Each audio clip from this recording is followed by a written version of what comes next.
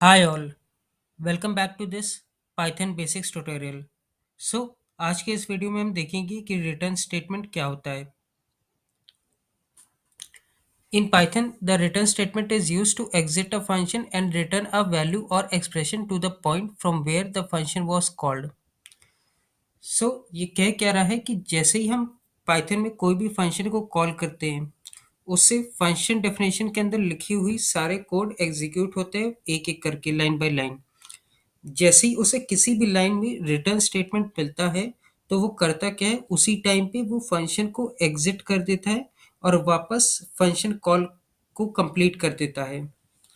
इसका मतलब ये हुआ कि अगर कहीं पर भी उसे रिटर्न स्टेटमेंट मिल गया फंक्शन डेफिनेशन में, तो उसके बाद जो भी आगे लिखी हुई लाइंस होगी फंक्शन डेफिनेशन पे, वो एग्जीक्यूट नहीं होगी।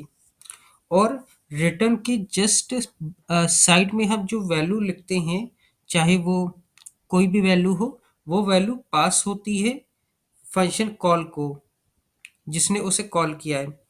अब अगर यूज रिटर्न के बगल में कोई वैल्यू नहीं लिखी होगी, तो वो बाय डिफॉल्ट नन वैल्यू को रिटर्न करता है। हम फंक्शन डेफिनेशन में एक से ज़्यादा रिटर्न स्टेटमेंट भी लिख सकते हैं, लेकिन जौन सा रिटर्न स्टेटमेंट वो पहले एग्जीक्यूट करेगा, उसी टाइम पे हमारा फंक्शन को एग्जिट हो जाएगा। चलिए इसका एग्जांपल देखते हैं। ओके, सो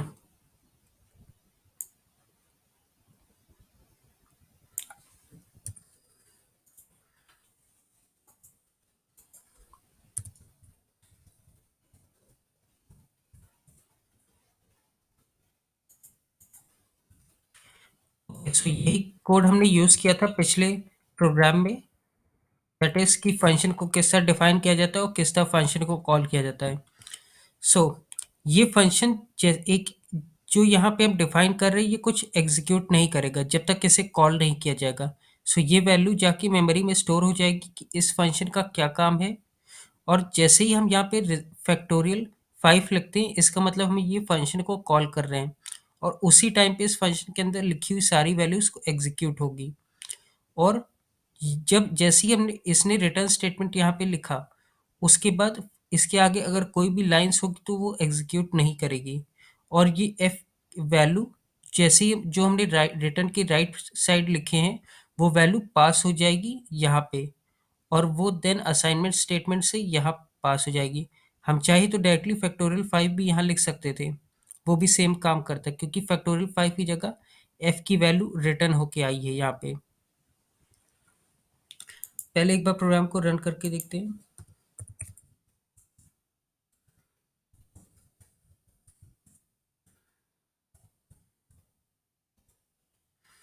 तो ये सही काम कर रहा है। सो सबसे पहला, अगर हम इसके बाद कुछ और स्टेटमेंट लिखें, तो वो एग्जीक्यूट नहीं होगा, क्योंकि इसके बाद डायरेक्टली हमारा एग्जीक्यूशन यहाँ पे ट्रांसफर हो जाएगा, और इसके बाद लिखी हुई कोई भी लाइन एग्जीक्यूट नहीं होगी। इसका एग्जाम्पल देखते हैं। तो जैसा कि आपने देखा, यहाँ पे जो भी लिखा है वो एग्जीक्यूट नहीं हुआ।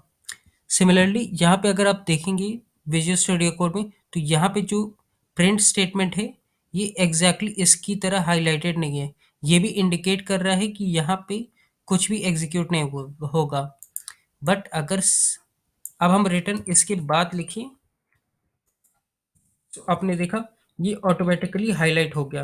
ये विजुअल स्टूडियो का फीचर है कि ये इंडिकेट कर रहा है कि ये एग्जीक्यूट होगा कि नहीं। अब हम इस रिटर्न प्रिंट को यहाँ से हटाते हैं। ओके, सो क्या हो अगर हम इससे अब यहाँ कोई वैल्यू पास ना करें। इस केस में यहाँ पे नन वैल्यू पास होगी यहाँ, और ये नन देन असाइन होगी रिजल्ट में, और रिजल्ट की वैल्यू नन आएगी। नन, और इसका डेटा टाइप भी नन है।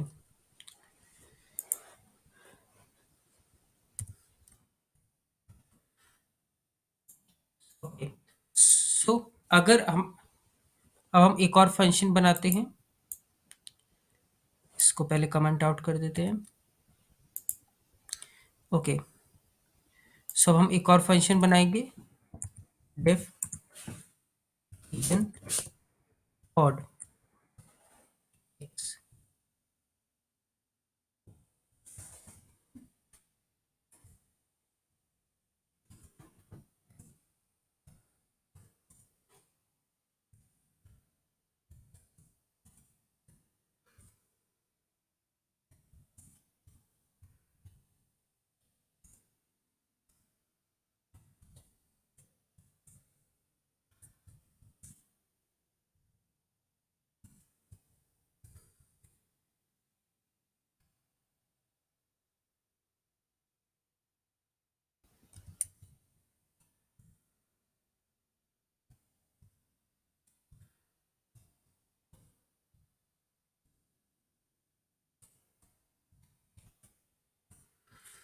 ओके। सो यहाँ पे हमने फंक्शन को डिफाइन किया इवन ऑड। ये करेगा क्या? ये बताएगा कि ये इवन नंबर है या ऑड नंबर है। सो और यहाँ पे हम फंक्शन को कॉल कर रहे हैं और इसकी जो वैल्यू आएगी हम वहीं पे प्रिंट कर देंगे। इस बार हम किसी असाइनमेंट ऑपरेटर से इसे कहीं असाइन नहीं कर रहे हैं, हम डायरेक्टली रिटर्न प्रिंट करवा रहे हैं। सो इस एग्जांपल में हम देख रहे हैं कि जैसे ही इसमें हमने मल्टीपल रिटर्न स्टेटमेंट लिखा है, लेकिन जैसे ही इसको पहला रिटर्न स्टेटमेंट एग्जीक्यूट होगा, ये वहीं पर फंक्शन को कंप्लीट कर देगा और वापस उसकी वैल्यू यहाँ फंक्शन कॉलिंग के पास वापस आ जाएगी। सो जैसे कि 7 की वैल्यू यहाँ पास हुई, एक्स वेरिएबल में आएगी, फिर ये चेक करेगा कि एक्स का मॉड 0 के बराबर है। अगर हाँ, तो रिटर्न कर देगा इवन नंबर। ये इवन नंबर, अगर ये कंडीशन ट्रू हुई, तो इवन नंबर यहाँ पे पास होगी रिटर्न स्टेटमेंट से और ये फंक्शन कंप्लीट हो जाएगा। बट अगर ये कंडीशन फॉल्स हुई, तो एल्स स्टेटमेंट में आएगा और रिटर्न ये वाला करेगा कि ये वैल्यू यहाँ पास हो जाएगी। कोड को एक बार रन करके देखते हैं। जैसा कि 7 ऑड नंबर था, इसीलिए कंडीशन फॉल्स हुई और ये वाला रिटर्न एग्जीक्यूट हुआ और उसके बाद प्रोग्राम यहाँ पे आ गया एग्जीक्यूशन। सिमिलरली हम चाहे यहाँ पे कोई और वैल्यू पास करें, तो इस बार इवन आया क्योंकि कंडीशन ट्रू थी, तो इसीलिए ये वाला रिटर्न एग्जीक्यूट हुआ। सो ये एक एग्जांपल था कि हम कैसे एक मल्टीपल रिटर्न स्टेटमेंट का यूज कर सकते हैं। Plus,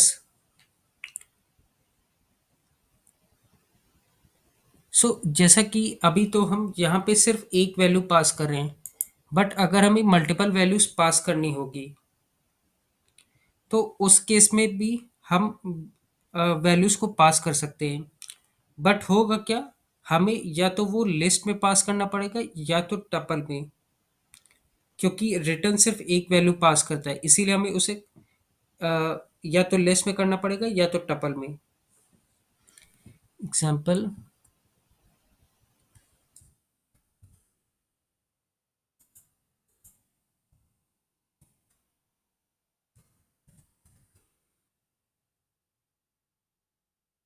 okay. सो अब इसे जैसे कि हम इस तरह लिखेंगे, ये अब एक टपल कहलाएगा। हम और जो वैल्यू पास होगी वो एक टपल होगी। हम टाइप से चेक करेंगे कि ये जो वैल्यू रिटर्न हो रही है वो क्या है।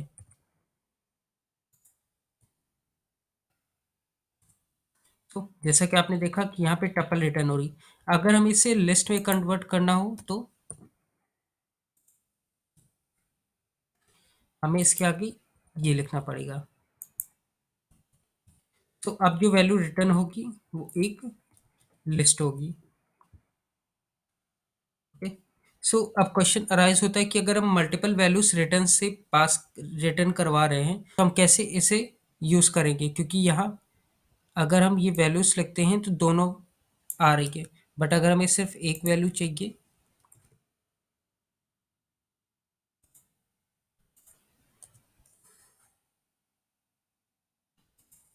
सेव, ओके, सेव कर लिए। तो यहाँ पे दो वैल्यूज आ रही। अगर हमें सिर्फ इवन नंबर चाहिए, तो हमें यहाँ पे स्क्वायर ब्रैकेट के अंदर इंडेक्स पास करने का। स्टार्टिंग इंडेक्स 0 है, 0 1 2 3 जितने होंगे, स्टार्ट 0 से होगा। सेव करते और अब यहाँ पे इवन नंबर प्रिंट होगा। इवन नंबर, ये एक करेक्ट एग्जाम्पल नहीं था। इंडिकेट करने के लिए कि किस तरह मल्टीपल वैल्यूज पास होगी, क्योंकि यहाँ दोनों डुप्लीकेट थी। But just for example I want to show you कि ये किस तरह यूज होगा। सो आज की वीडियो में बस इतना ही, मिलते हैं नेक्स्ट वीडियो में। Thanks for watching this video. अगर आपको ये वीडियो पसंद आई हो तो प्लीज़ इस वीडियो को लाइक करें, शेयर करें, और अगर आपने अभी तक इस चैनल को सब्सक्राइब ना किया हो तो प्लीज़ सब्सक्राइब करें।